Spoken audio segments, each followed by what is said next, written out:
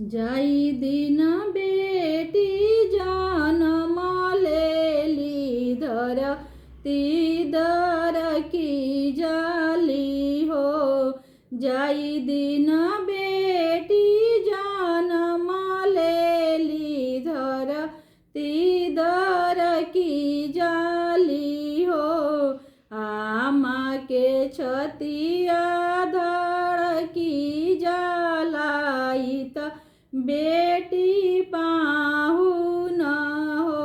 आमा के छतिया धड़ की जलाई त बेटी पाहुन हो। जब बेटी भइली सयान त आमा नीरे खेली हो। जब बेटी भइली सयान त आमा नीरे खेली हो। पापा के जियारा डेराई जलाब बेटी पाहुन हो। पापा के जियारा डेराई जाला कहाँ बर पाइब हो। देसाई देसी पापा खोजिले कहीं नहीं बर सुंदर हो। देसाई देसी पापा खोजिले खोजत हारिले हो।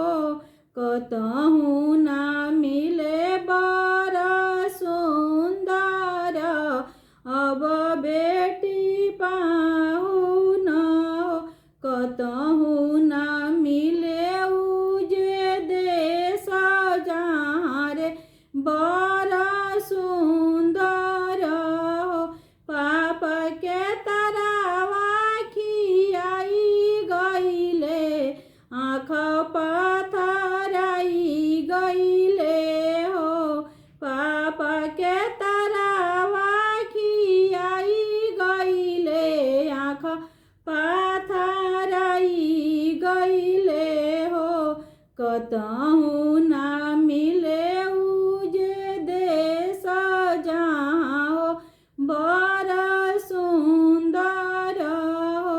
कतहु ना मिले उजे देश जहाँ हो बर सुंदर हो। खोजी हेरिया पापा आइले मन भारी सोचिले हो। खोजी हेरिया पापा आइले मन भारी सोचिले हो।